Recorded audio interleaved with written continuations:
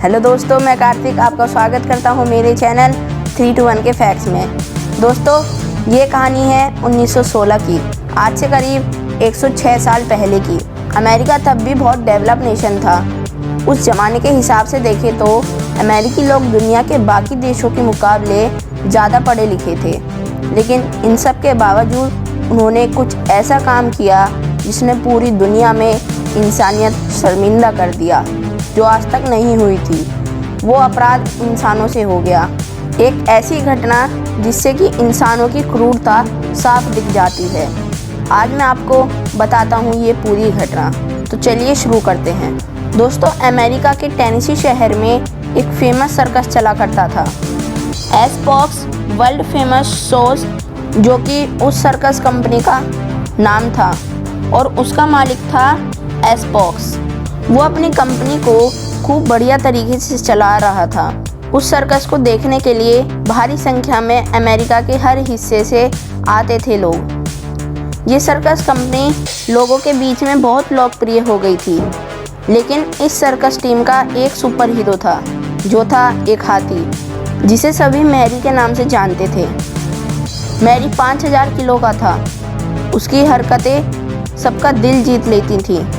वो सर्कस का पॉपुलर जानवर था, क्योंकि जब भी सर्कस की शुरुआत होती थी सभी उस प्यारे से मैरी को देखने आते थे। सब कुछ बहुत बढ़िया चल रहा था।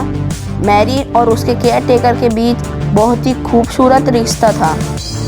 दोनों के बीच बहुत प्यार था। दोनों एक दूसरे को बहुत अच्छे से समझते थे। सर्कस का मालिक भी खूब पैसे कमा रहा था। मैरी को बस एक चीज़ पसंद थी और वो था केले खाना।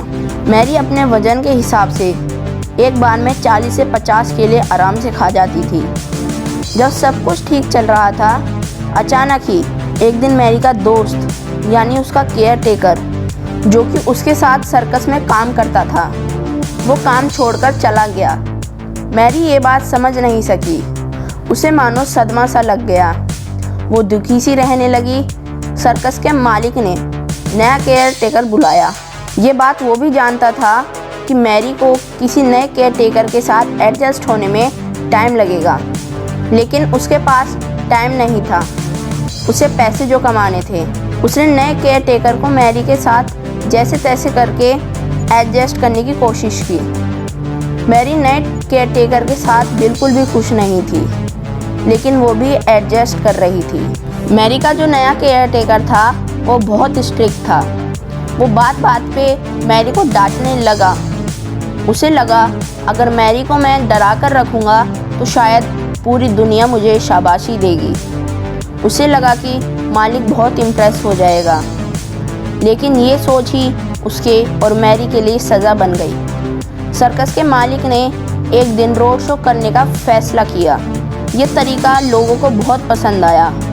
लोगों को लगा कि रोड पर सर्कस देखने का मज़ा ही कुछ और है। सर्कस के मालिक ने इस तरीके से खूब पैसे कमाए, क्योंकि उसके ऐसे करने से सारे टिकट बिक गए।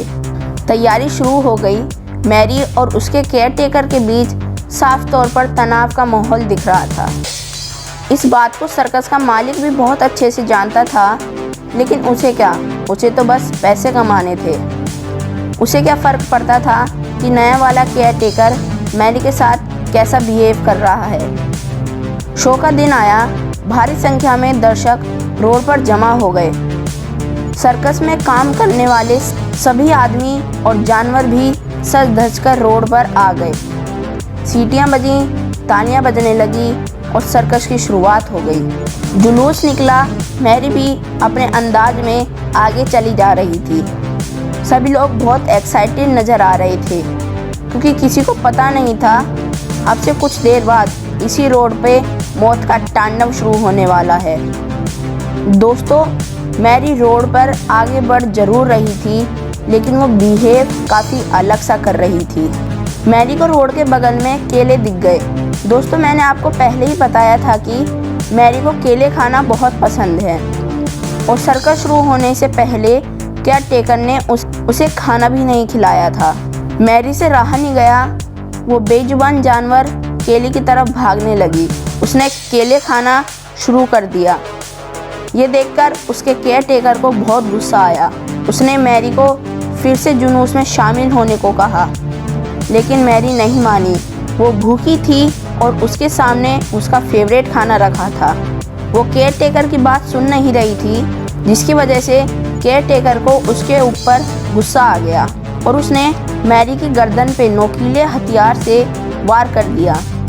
मैरी खून से लथपथ हो गई। ये नज़ारा सबके सामने चल रहा था। केयर टेकर ने एक बार फिर हमला किया, लेकिन वो भूल गया था कि जब हाथी को गुस्सा आता है तो वो अकेले ही दुनिया पलट सकता है।